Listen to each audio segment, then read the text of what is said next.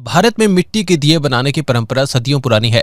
जैसे जैसे बाजार में मिट्टी के दियों और बर्तन की जगह स्टील और चाइनीज चीजों ने ली, वैसे वैसे ये परंपरा लुप्त होने की कगार पर पहुंच गई। एक समय ऐसा भी आया था जब मिट्टी के दिए बनाने वाले लोगों को अपनी रोजी रोटी चलाने के लिए अपना कारोबार बदलने पर मजबूर हो गए। लेकिन चाइना के माल के बहिष्कार और कोरोना जैसी बीमारी के बाद फिर लोगों का रुझान मिट्टी के दियों और बर्तनों की ओर बढ़ने लगा है। जैसे ही मिट्टी के बर्तनों की डिमांड बढ़ी, वैसे ही मिट्टी के बर्तन बनाने वाले लोगों ने अपनी इस सदियों पुरानी परंपरा को दोबारा से शुरू कर दिया और उनके बच्चे भी इसमें हाथ बटाने लगे। इस बार दिवाली पर मिट्टी के बर्तन बनाने वाले लोगों को अच्छा मुनाफा होने की उम्मीद है। मेरा नाम मुरारी लाल है। मुरारी लाल जी, बताएं जरा दिवाली के दिए के बारे में बताइए। आपका जो मिट्टी के बर्तनों का जो पहले तो बिल्कुल ही नहीं था जी, अब थोड़ा सा काम चला है तो इस करके ना बच्चे अब कर रहे हैं काम। अब की दिवाली अच्छी रहेगी वैसे, बाकी तो भगवान जाने। सरकार की तरफ से कोई आपको सहायता मिल रही है? कोई सहायता नहीं मिली जी, सरकार की तरफ से कोई सहायता नहीं मिली हमें।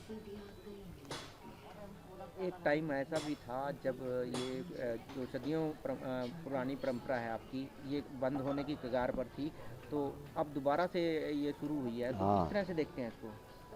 अब चला है जी काम, देखो अब आगे आगे पता नहीं कोई कैसा चले कैसा न चले। अब की बार दिवाली से कितनी उम्मीद कर रहे हैं? तो उम्मीद तो अच्छी कर रहे हैं कि भी हाँ दिवाली अच्छी रहे, बाकी आगे परमात्मा की कृपा है। पहले बच्चे इस काम में नहीं आ रहे थे, क्या अब आपका हाथ बटा रहे हैं इस काम में बच्चे? हाँ करा रहे हैं काम। कहीं ना कहीं दोबारा से इस काम को आप करने लगे हैं? हाँ दोबारा से। मिट्टी के दिए और बर्तन बनाने वाली परंपरा युगों युगों से चलती आ रही है। भारतवर्ष में कोई भी धार्मिक कार्य करना हो तो उसमें मिट्टी के दियों और बर्तनों को रखा जाता है। लेकिन जैसे जैसे तकनीक बदलती गई, वैसे वैसे मिट्टी बर्तनों की जगह स्टील, प्लास्टिक व चाइनीज चीजों ने ले ली। जब बाजार में चाइना के दिए व अन्य सामान आना शुरू हुआ, तब से मिट्टी के बर्तन बनाने वाले लोगों को काफी घाटा होना शुरू हो गया।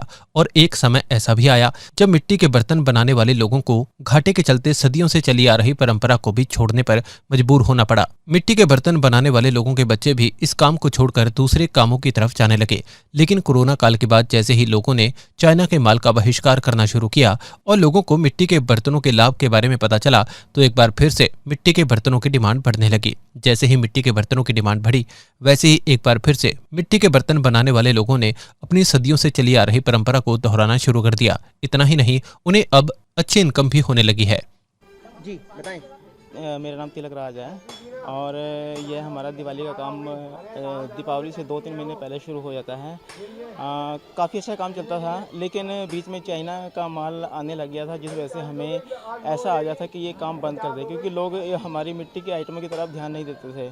और लेकिन जब से ये जनता ने इसका बहिष्कार करना शुरू किया है, तब से हमारी जो मिट्टी की आइटमें हैं, जैसे दिए, हथड़ियाँ वगैरह हैं, उसकी डिमांड थोड़ी सी बढ़ गई है। लेकिन फिर भी हम ये सोचते हैं कि जो मार्केट में स्टील की जो आइटमें आ गई हैं दीपावली के पूजन के लेके, उससे भी हमारे कारोबार में कहीं ना कहीं फ़र्क पड़ा है। लेकिन अब ऐसा है कि लोग मिट्टी की जो अहमियत है वो लोगों को पता चलनी शुरू हो गई है। मिट्टी से क्या क्या गुण हैं वो सारे, क्योंकि मिट्टी के जो बर्तन है उसको यूज़ करना शुरू कर दिया लोगों ने। किस तरह से देखते हैं? एक टाइम ऐसा भी था कि जो आपके जो लोग थे, जैसे बच्चे आगे हैं, वो दूसरे रोजगार की तरफ अपना रुझान कर रहे थे, तो अब क्या लगता है कि अब दोबारा से इस काम में आने का? वैसे तो सभी को पता है कि जो पवित्रता है, जो मंदिर की, जो परिवार की पवित्रता है, जो मंदिर की पवित्रता है, वो मिट्टी से ही मानी जाती है।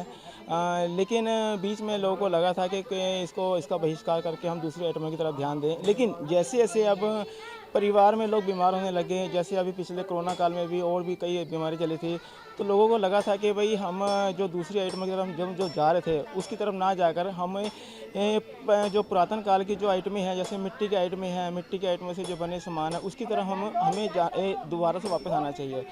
तो मेरा मानना यह है कि अगर परिवार की शुद्धता रखनी है, अगर समाज को सही रखना है, तो मिट्टी की आइटमों का ही इस्तेमाल किया जाए।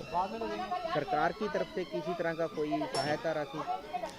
सरकार की तरफ से अभी तक तो अम्बाला के कुम्हारों को ऐसी कोई भी हेल्प नहीं मिली है, और हमारी ये शुरू से ही ये एक डिमांड रही है कि कुम्हारों को एक काम करने के लिए एक खुली जगह प्रोवाइड की जाए, जो अभी तक वो ऐसी की ऐसी पेंडिंग चल रही है।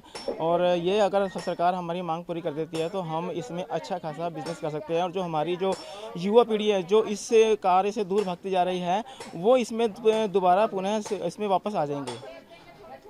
मिट्टी के दिए बनाने वाले काम में उनके बच्चे भी हाथ बढ़ाने लगे। युवाओं का कहना है कि सरकार अगर हमें इसके लिए कोई जगह उपलब्ध कराए तो ये बिजनेस और भी अच्छा चल सकता है।